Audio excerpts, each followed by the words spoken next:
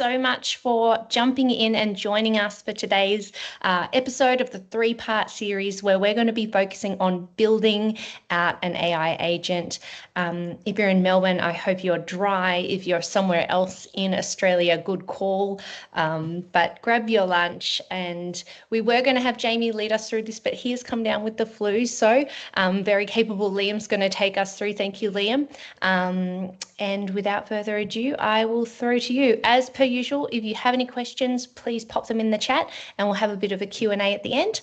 Otherwise, hoping that what you get out of today is some real value as to how to get started with building AI agents in your Microsoft tenancy. So over to you, Liam. Thanks very much, Anna. And hello and welcome.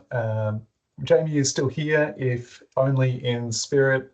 He's going to be on the call in case some questions come up that are a bit curly for my experiences. So do encourage you to pop your questions in the Q&A or in the chat, and we'll make sure that we get through those.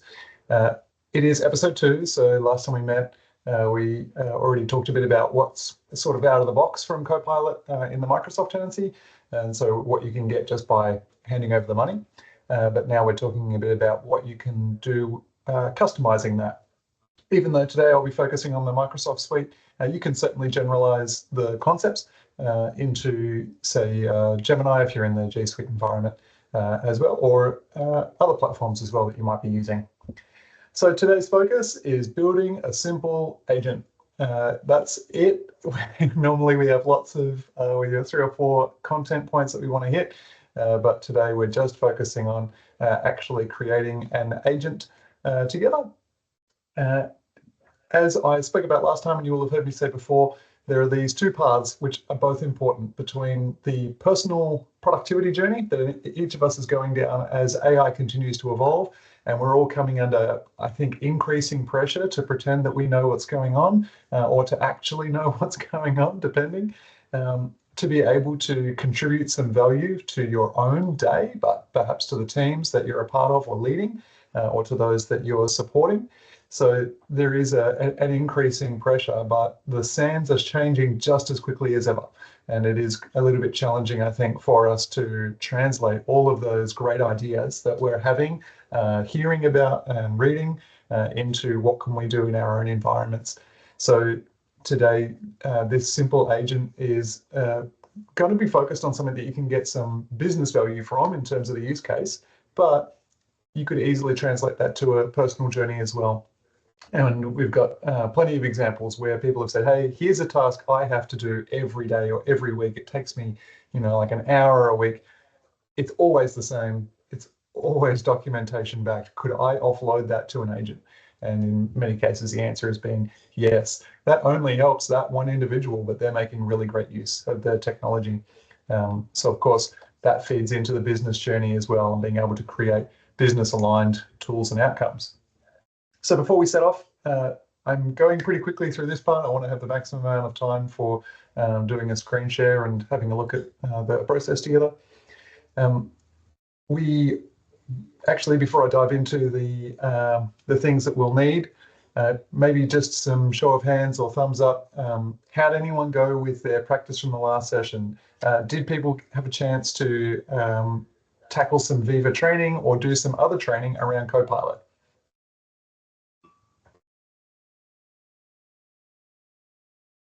Good, good. Some is better than none.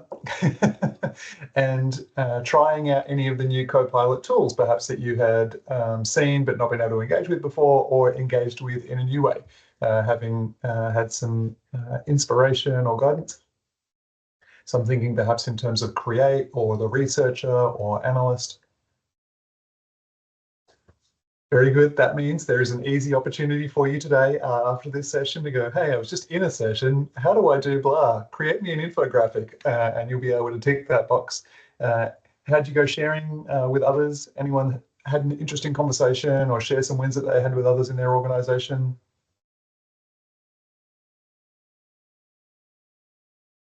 You're all keeping the secrets for yourselves. There's no good learning the things and not telling everybody about what you're learning. It is all changing so quickly. I think there is a lot of value to come from us talking about that and creating those opportunities for those around us. So if you do discover something, share it. Tell me. If you don't know who else to tell, I will be excited with you. But definitely, do be sharing those wins. And anyone create any new gallery prompts? Anyone even remember what a gallery prompt is from our session last time? So remember, when you create a prompt, you're like, that prompt nails my question. That's exactly what I want to ask. And you can save that, put it into the gallery, and you can use it next time. You can also share it with your team. I will be honest, I have been inspired this time, this month, to do a whole bunch more of those. Previously, I was just mashing it out like a chump, but I've created 4 or 5 prompts. There's a particular report that I have to run where I pull a bunch of data from 2 different systems, and they come out in CSV. And so I combine those in just via a Copilot chat window. And previously, I was trying to remember all of those good words that I used, but now I just hit the prompt button and it's like, all right, Liam, give me the files. I'm like, here they are. It's like, okay, I'm preparing your report for you now. It is such a simple thing, and it really helps me to step forwards in terms of getting that time saving. Okay, so who is today's session for? Anyone who's wanting to leverage the opportunity to have an automation handle a routine or a predictable outcome-based activity, people who get asked the same question over and over again, people who want to lay a foundation for their skills in order to build further and to go on from what they've seen so far. So what you'll need is a Microsoft 365 Copilot license. Let me just hit the next slide. So quickest way to find out if you've got a Copilot license is to head to 365.cloud.microsoft. And if at the top you've got the work and the web button, then you've got a Copilot license. You'll also need, if you're going to share broadly, so let's say you create an agent and you want to publish that to everyone in your company or team, then you will need to be operating in a supported environment in the Power Platform. And you can work that out. We'll go through that part just briefly on our way starting off today. So if you've not seen that before, we'll point that out. If you've already built something amazing in the default environment, the support team at ITD can help migrate that into the production environment for you. So don't sweat it if that's something that you've not come across before.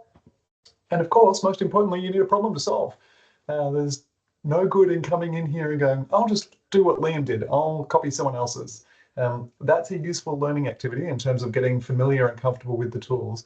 But we would always encourage ROI over FOMO. We all hear 1,000 cool things a week that you can apparently do with AI.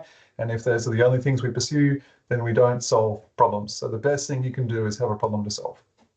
So without further ado, I am going to share my screen and we will dive on into it. So I'm going to have to stop sharing this one first.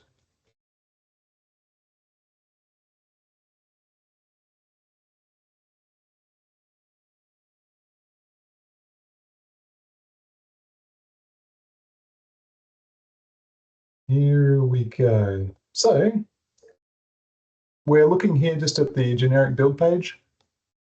And this is what we'll see when you come to Copilot Studio. I'm here just at the home page, and we're going to explore creating a couple of simple different approaches to getting your first agent off the ground. That means that we're going to use this conversational window here. So I've prefabricated some text just to save me some time. But as I was saying in my introduction, one of the things you're going to need is a problem to solve. So today, my problem to solve is that we use LastPass as our password manager, and new people have a lot of trouble getting started. They often don't set the LastPass agent, LastPass extension up correctly, or they're not clear on what goes into LastPass versus goes into our documentation management platform for customer data, which is called IT Glue. So my problem is I want to help new people get a better start in terms of using our password manager. So I'm going to create some text. Now, as I said, I'm cheating and copy pasting some things that I've written previously, but here it is. In today's case, we have a number of people. I've copy pasted the wrong text. Apologies, everybody. Well, this is a good thing. Just checking back on my notes here, I am reminded to point this out. So in the top right-hand corner, you got a little picture of what looks like a globe or a a ball sitting on a shelf of some kind. This is your environment that you're in. So if you're in the default environment when you come in here, that just means you'll be a little bit restricted when it comes to who you can share the things that you build with and how you can license the usage of it. That is to say, anyone who is going to use something in the default environment needs to have a full Copilot license, as opposed to being able to use the pay-as-you-go messaging option. As I mentioned earlier, we can definitely migrate your content. So if you get stuck, please don't worry, we can migrate that out. And I will just put it here so that people following along on the recording later on can see. Copilotstudio.microsoft.com will take you straight to this page. So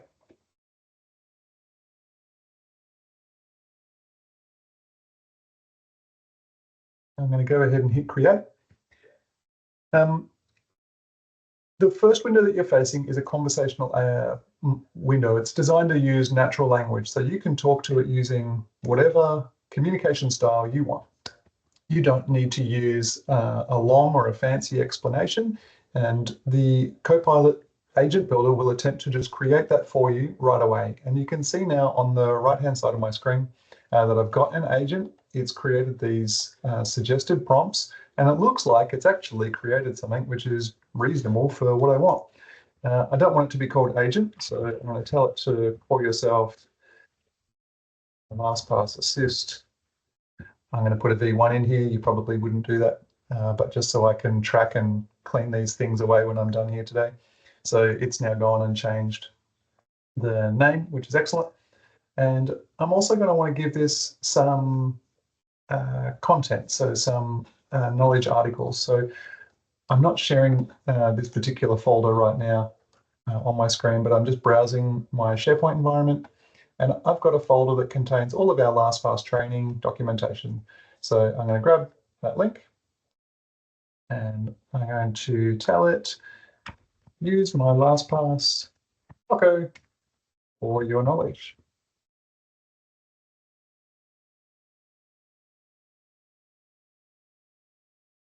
Okay, so it's now looked at that and it's added it in as knowledge. So adding just a little bit more context as to the page that we're seeing here. On the right here, this is a test window.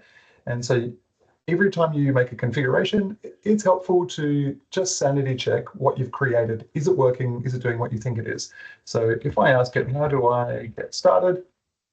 I should be able to get some kind of response back that tells me that this agent is now working with my particular content. I've given it all of our LastPass content. You can see there in the path. It's got lots and lots of things. And here we go. I'm getting a write-up from the agent on how to go ahead and get started. Now, it's quite a lot of information in here. Of course, it throws the AI-generated content maybe incorrect in here. It has given us, one followed by a step one, followed by a step one, which is a bit humorous, but not uncommon when we're getting started. So you can hit it up with a number of questions. And if there are particular use cases that you're worried about, you might want to include those in your process. So some things that I know, I often get a question is people asking me what kind of passwords should they store in LastPass. So I'm going to ask my agent that question and see how it goes. And it's off doing a little research now. It's going to come back to us.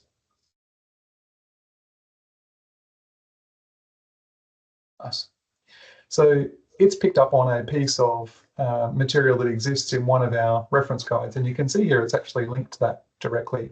So this is an individual PDF that's in that training location, and that's been used as its reference point. And it said how to handle personal or work-related passwords versus shared versus personal non-work related. So that's really great. It's come up with a helpful answer there. Another question that often comes up is, what do I do about customer data? So I'm going to ask it that question as well, just to see how it goes. Now, while it's thinking about that, here we go, I've got an answer back. Excellent. So again, it's identified that that information should be kept in IT Glue because that's where we keep customer data, as opposed to business data, which we keep in our own password management platform. So this is not bad. Without too much effort, I've got something that's fairly usable. I will show you, there is this additional configure button at the top here, and you can drop in and make individual changes. We're going to look more at that shortly, so I won't stress about that just now. When you're ready, you go ahead and click create, and it's going to start that build for us.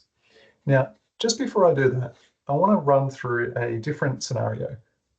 So let's say we still want to use this chat interface, but you've got a little bit more time to think through what are the additional pieces of information, or how do I want this agent to work more effectively? So we want to be clear about what is its role, or what's the purpose or the desired outcome that this agent is going to produce. That defines the scope that the agent is going to operate in, and it reduces confusion. In this case, we've already defined a fairly narrow scope because we're only doing a LastPass agent. So that's quite simple. If you were to say you're an IT support agent, though, it may not know, okay, well, which systems, when do I stop providing support, when do I escalate, etc. So providing some clear boundaries is always a helpful thing to do with your agent, especially as it's getting started. Tone and style, you want to set the expectations for language, approach, how will it engage? Is it going to be firm? Is this a policy agent, which is not really up for a happy chat, and it doesn't want to be pushed around by the end users? Or at all costs, should it remain polite and encouraging and happy and friendly?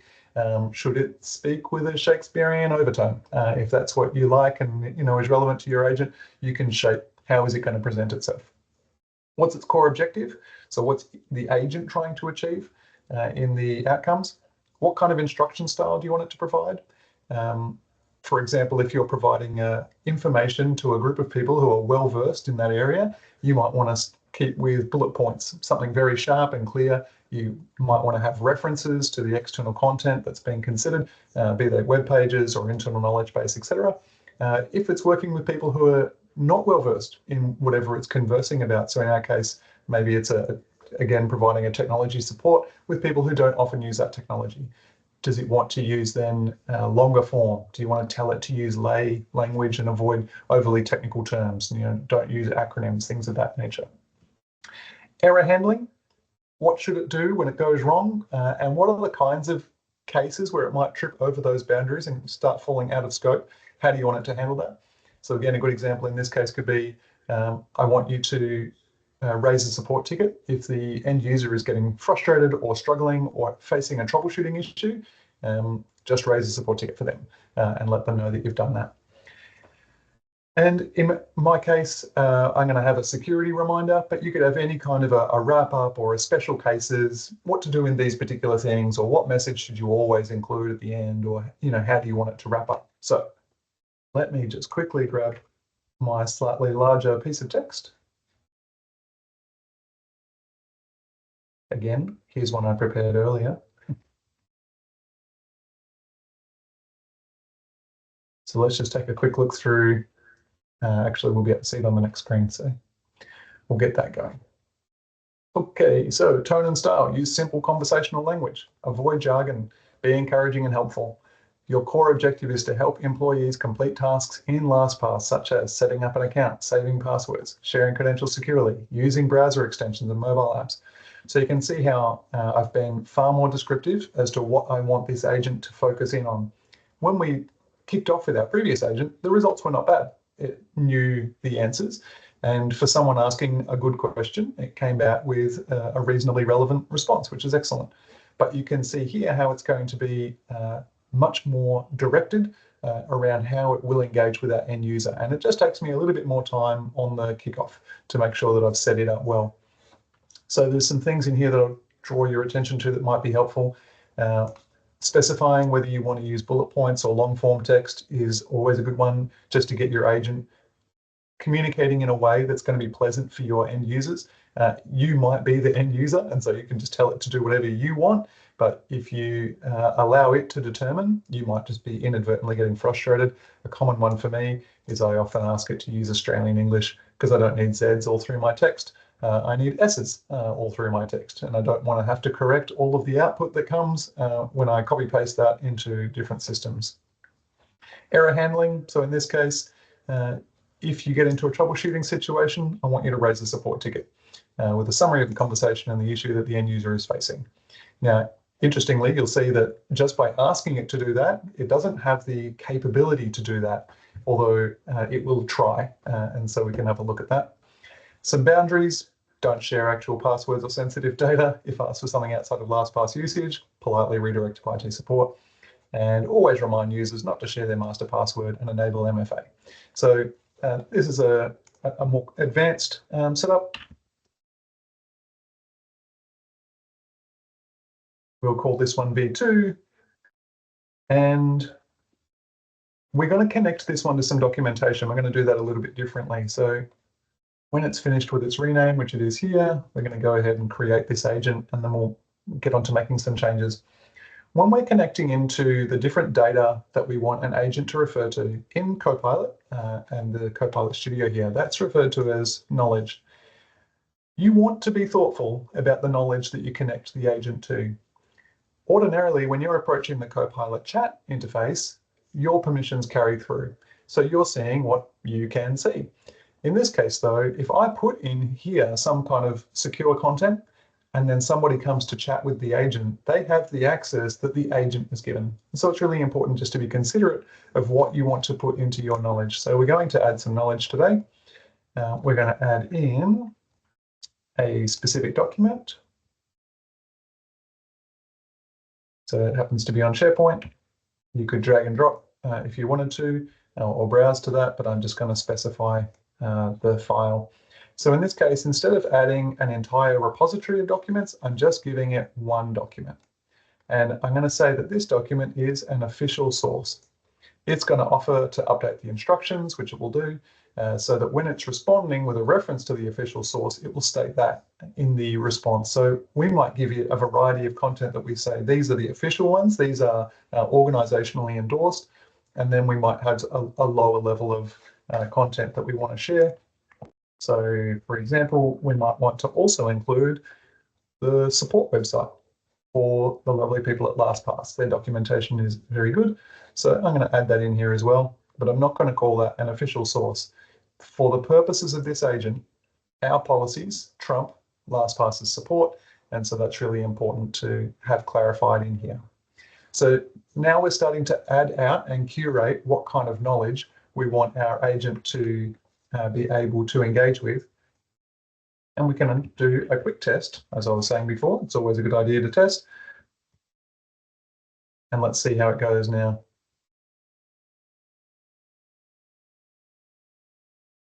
Okay, so because we're testing now in the Copilot Studio view, you're seeing it walk you through the logic that it has applied as to work out what kind of advice am I going to provide and how am I going to provide that. We can see that it's provided the same numeric failing, which is frustrating. We'll have to come back and fix that. It's taken a look at the query that's come through. It's referenced a number of support resources. So it's got our password management policy, but it's also got the support website, and it's found a couple of documents in here, in particular the LastPass Quick Start Guide. And so it's doing a good job at finding the kind of information that it's going to need. And of course, we can see at the bottom, security tips, always use a strong, unique master password, never share your master password, enable MFA. And it's got its own additional ideas in here as well, which is great. And it's added in, if you get stuck or feel unsure, just take one step at a time. If you need more help, you can email support at the IT department. So it's not offering to raise a support ticket, but it is sharing that information with the person to say, hey, there is an escalation pathway available to you if this is not working in the way that you would have liked it to. So again, we're going to ask it about what kinds of passwords. I've got a nice concise response here, fairly similar information than came through previously, which is excellent. And so again, I'm feeling reasonably comfortable that yes, this is going to meet my needs. It's not saying, it's not giving terrible advice. It's not doing something which I don't want it to do, and it's ultimately going to actually save me time as the person who these questions come to. And what about customer data? Alrighty. So we have seen in here the general customer passwords that are managed for and about customers, not just your own use, should be stored in IT Glue, not LastPass, unless there's a specific exception. Only store customer data in LastPass if it's necessary for your role and follows company policy. Now, this is a little bit vague. The average end user is not going to know, okay, well, how do I decide that? So I'm going to just put a pin in that question, because I think this is something that you will probably bump into downstream. but I want to move on to publishing from here. So at this point, you've got an agent, it's got some knowledge, it's working, and you want to be able to include some others in your testing process. So if we come along to channels, we can select how do we want people to be able to engage with our agent. Now, I'm just going to hit publish so that we, in essence, save the work that we've done. There are two ways that people can engage with this agent. They can engage with it via Copilot Studio, like we are now. And so if someone has the M365 Copilot license, they can come in here, open the agent, and they can chat with it like we are. You can give them a permission as a viewer, which means they can test that agent with you, or as an editor. And so they can participate alongside you. But it might be a little bit easier for them to engage with it in their own environment, be that Teams or in the web portal. So I'm going to click on Teams and 365 Copilot. I'm going to make this agent available, and I'm going to add a channel. So when this finishes connecting, this agent will be accessible behind a specific link, both for Teams and web, to the people who we give access to. If you want to have the agent turn up within either of Teams or Copilot as a published by your organization, i.e. fully endorsed, you'll need an admin permission to do that, which is fine, and we can help you with that level, or you can do that directly depending on your access. So show to my teammates and shared users appears in Built with Power Platform. Show to everyone in my org, built by org, after admin approval, which we don't have. So I can copy this link here. If I copy the link and open it up, it's going to redirect me straight into Teams, which I don't want to do for today's purposes. So I can click on this middle option here and choose who do I want to have access. So at the moment, the VITD prod group has no permissions. Liam is an owner. So let's say in our case, I've got my good friend Jamie. I want to make him an editor so that he can do whatever he wants. And my teammate Anna, I'm going to make Anna a viewer so she can work with me to improve this agent further by providing feedback rather than making changes. You've also got this tick box to here, show in Built by your colleagues, which again, I'm not going to turn on, but that would allow people just to find it a little bit more natively. So we've shared this now. If I were Jamie, I could quickly pop into my Copilot environment and see this new agent here, but I can also click See Agent in Microsoft 365, and that's going to pop me into the Copilot view, and I'm going to get a neat little pop-up saying, hey, we've got this new agent for you. Do you want to add this agent? So I click Add, and it will show up.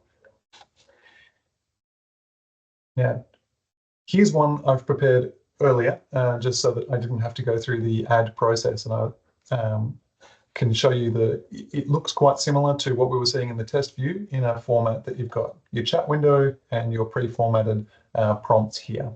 Just before I dive into those things, I'm going to pause here, and I've not been watching the Teams chat, so I don't know how we're going for Q&A and whether or not there's anything that we want to redirect over. If we're doing well for time, then we've got a couple more things that we can look at in terms of suggested prompts and adding some additional tools. But in terms of getting a start, at this point, you have a fully functioning Copilot agent, which is targeted around a specific topic or scope, has some knowledge that you've chosen and has been added to it, and you've shared it with some others to either get benefit from it directly, a viewer, or work with you to improve it. So I'm going to stop there for a second and just check back in on the sharing.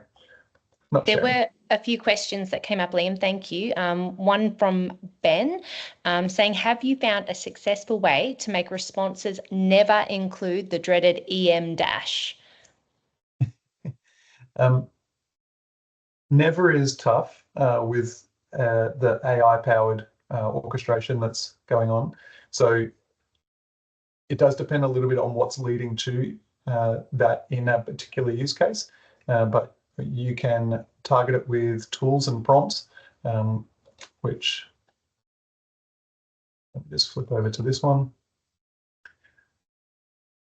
So if you add under tools, and you can add a new tool and a type of tool or prompt, you can create a scenario where, or you can describe a scenario with how you want it to detect a response and then how you want it to package up the answer or the outcome for that. So in this particular case, I've created an additional filter for if a user asks about storing customer data, it's essential that you direct them to follow these steps. So by having a more targeted piece of prompting, then I can string off the back of that to make the agent take particular actions in response, which is where the rest of this tool would come into play. That can help. And of course, you can wrestle with the instructions directly if you want to go into that around never include or never outcome and see how that goes for you. I'm happy to chat further offline if you want about that one as well. Awesome, thank you. And there was one other question from Kate. To clarify, does the person you share with need a full paid 365 Copilot license when you're sharing the agent in Teams, or can they use the free 365 version and still be shared too? Great question. In the notes that we'll publish today, there's a follow-up article that we've prepared. It's just available in our support portal in the Power Ups section. It goes a little bit into licensing. There are two ways, actually there are three ways to license interaction with an agent that's been custom built like this. First one is full Copilot license. Second one is, as an organization, you can buy a Copilot Studio license and it comes with 25,000 messages of credit per month. They don't roll over, you use or lose, or pay-as-you-go messages. So each time you chat with the agent, you're consuming messages. There's an equation going on behind the scenes, but let's just imagine it's about 3 cents per chat interaction. That's more or less the case. As long as your agent is configured to draw down on pay-as-you-go credits, anyone in the organization who has been given access can chat away, and it will just be drawn out of your Azure billing. And so at the end of the month, you'll get a bill for $3 or whatever it was. So in terms of mass access, if you've created something that everyone needs to use, or even if you're just doing some testing, the pay-as-you-go option is a really effective approach. Awesome. Thank you. We've got another question from Jono. Would you prefer to have one agent to manage all internal knowledge and questions, or multiple agents which specialize in topics? Great question. What we're seeing emerge is the concept of an orchestration agent and then a series of worker agents. If you've had the experience of adding a lot of content into an agent, you will have found its answers perhaps to be sometimes amazing and sometimes waffly or completely off topic. So what you can do is create a targeted agent like this particular agent here, which addresses a very narrow scope, and you might be able to open it out a little bit from here, but then address that agent via the orchestration agent or that master agent. So for the end user experience, they're going to one place and only seeing one interface around, say, policy alignment or technical documentation. But when their question comes in, the orchestration agent determines which agent to hook them into. And so that can be done by either adding agents into an agent, agentception, or using topics to recognize a particular conversation that's ongoing and then route the conversation directly off to that other agent. There are pluses and minuses to how you might do that, but I would definitely be encouraging you to keep agents focused, especially at this stage. Again, though, in just the last 3 months, we're seeing agents handle multidisciplinary skill sets, if I can say that, better and better. But we're definitely not at a point where you can just have one agent that has access to all of your SharePoint and it can make good inferences. It will categorically get it wrong. Nice. I've got two more questions here. One from Peter. I recognize that VITD, that's us, will typically use Microsoft 365 Copilot, but do you have comments on other AI options? I see Claude popping up more regularly in technical conversations. I don't have a generic or a broad sweeping comment. There is a strong market right now. There is a hot contest to be at the very front, and there are definitely pluses and minuses to a number of the different agents. It does depend a little bit on your end goal, what you're looking to achieve. in technology, when we're at the early stages of the curve, the things that we would recommend that you be considering is what's your minimum viable product, what must it do, and make sure that you're only considering options that either do that right now, or you can evidence that it's truly, on the cusp of being developed, as opposed to a promise that may never come. And how easily will you be able to migrate off that tool when something better comes along? Because something better will probably come along because we're at that very early stage of adoption. In the case of AI, the big one is data. How can you securely manage your data as it relates to that AI system? And if you're already in the Microsoft tenancy or environment, then it's all built in, and it's right here. There is a strong integration story right out of the box. If you're using a third-party platform, you're going to be working to build those connectors into your data platforms, which is just another step, but certainly worth considering. Equally, if you're in G Suite, then you want to look at using Gemini because it's got that native integration. So it's not a straight answer. I apologize. Among our technical team, the debate often rages as to which agent is best, but they're usually talking about troubleshooting or chat or doing a particular thing like creating a single output as opposed to creating a growing or a scaling set of automations and workflows that are internal, fully bespoke, and driving business outcomes as opposed to just helping them with their day-to-day operations. And I think it is helpful to see those two in a bit of a divide. Nice one. Thank you, Liam. And one more question. With pay-as-you-go, does this link to an Azure subscription? And how do you define that subscription? And can you set a budget for that subscription? Short answer, yes. And in the Power Platform. So from within here, you go to the Power Platform Admin Center, and that's where you can set up new billing plans for Copilot and for pay-as-you-go messaging. And then you can assign an agent or set of agents a particular budget. So maybe they're allowed to use 300 messages a day or 1 million messages or whatever it is your particular budget is. That can all be done in there. Same if you buy the Copilot pack and you get 25,000 messages, you can carve that up among your different agents and make it so that the pay-as-you-go gets consumed to the limit that you would allow. The other thing that you can do in that regard is when you're publishing an agent, which is also done in the Teams admin portal, you can control who has access. And I think that's probably equally, if not more effective when it comes to managing your volumes. You want to make sure that only the right people within your organization are getting access to an agent, not only to protect the data that sits behind it, but also to make sure that it's not getting hammered for budget.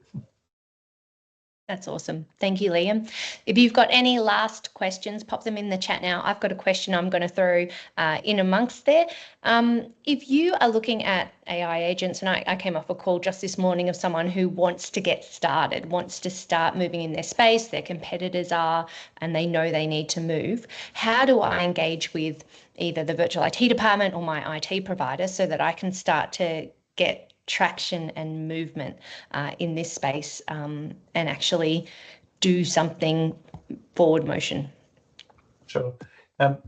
Not to take away from, or not to avoid answering the question, the next session we're doing is focused all on AI roadmap and GRC, and I think that would be a really helpful consideration for someone making a start. At this level where we're doing personal productivity and chipping away at, what can I do with my agent license today, with my Copilot license today? Those are all things that you can get done, and you are bound by your own permissions inside your own environment. It's, I wouldn't say safe, but it's a reasonably limited sandbox.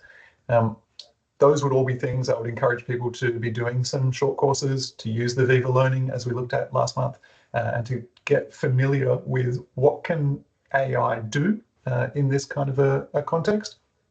If you're wanting to go straight for the big win and leapfrog an organization or launch an entirely new product or make an entire functional business unit obsolete because you've automated it, I would encourage you to speak with an AI consultancy, whether that's us and people that we can connect you with, we know a few players in that space who are starting to emerge. It's a really new space, so finding someone who's got a bit of a proven track record is important. Plenty of people will say they can take your money in that regard, but very few people have runs on the board yet when it comes to real transformation. Many of them are growing down into the SME space out of enterprise, where the budgets have been spending for a couple of years already, and they've learnt some good lessons. Awesome. One thing I will just show, Anna, if I can, is once you've created your agent and we've moved away from that chat interface mode, coming into the overview tab, you can see a lot of the content that you built. So you've got a nice summary of your knowledge. You can also see a tick box here as to whether or not web search is enabled. I'll leave you to work out how to use that. This suggested prompts option at the bottom.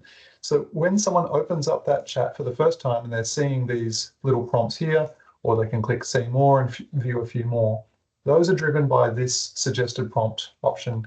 It's a really great way just to help users who are approaching your tool. How do I use it? How do I get started? I know that I'm at the LastPass agent. What kind of a question do they ask? And so providing them with some tips by having leading discussion starters gets them thinking and familiar with what that agent can do, but also gives you a chance to punch exactly the text you want into that chat box, so that when they click the button, it works out exactly the way you want it to work out, and then they're getting a really good experience right out of the gate. So as part of thinking through the problem that you're solving, you can translate that into an effective communication cycle that hits that user based on what you show there. And of course, you can also shape what goes into the welcome message, because you might want them to be encouraged to think in a particular way, or present a certain amount of information. So under topics, system and conversation start, in here is where you configure the agent, and you can see it says, hello, I'm bot name, so LastPass assistant, blah, blah, blah. And you can change all of that to make it a really welcoming, but also a very helpful and directive starter, again, to minimize the training energy that you're having to put into how to use this time-saving agent. If it's not spelling it out directly, then you're just going to get a different flow of questions coming through to you, which is not necessarily what you'd be wanting to achieve. Awesome. Thank you, Liam. We have one last question before we let everyone go from Andreas. Can you elaborate on what access to data/files a user, i.e. agent shared with them, of the agent can see compared to what the author of the agent can see? Yeah, when you are configuring the agent, you're giving it that knowledge. So it can't see anything in the tenancy beyond what is in the knowledge page that's there, and if you've turned on web access or not. So if web access is off, it's not going to look at the web. It's just going to use its own built-in LLM like foundational knowledge and the content that you've provided it. Even though the user operating it might have access to more information, the agent doesn't have access to that. So they would need to upload the document and go, yeah, but what about insert extra information? And then the agent, for the purposes of that session, would have access. At no point does it flip over into what the author has access to. It's only what the author gave access to during the build. Now, of course, you can give it access to the entirety of SharePoint according to your permissions, and that would not be wise. Or you could give it access to your mailbox to send updates, which would again not be wise. If you are going to do something like send an email, you give it dynamic access, so that when the user goes, yes, I do want you to raise a ticket for me, they get hit with a prompt saying, great, I just need you to authenticate so I can send emails as you, and that would then flow through as them and their mailbox for that session. Awesome. Thank you, Liam. Thank you, everyone, for coming. We are getting more and more questions from our clients and from people in general about how to be engaging with what's out there. Our next session is coming up. We will make sure we get that to you with the recording within the week. We've got a busy day tomorrow with the Champagne Security event, but we'll get it out to you by Friday. And Liam, it looks like you've got some resources. Yeah, just for those who want to go a little bit further, these will be in the sessions that come out, but jump into our help desk portal and look for the Copilot, creating your own simple agent. It's an excellent walkthrough and it covers what we looked at today. Or if you searched for agent in a day, Microsoft, you'd find that lab-based walkthrough. It's a little bit more intense, but it creates an agent for you, and is another one that's definitely worth looking at if you want to go further in this space. Awesome. Thank you so much. If anyone has any lingering questions, feel free to hang around on the call and pop them in. Otherwise, have a great afternoon, stay dry, and we look forward to seeing you guys at the next one. Thanks, everybody.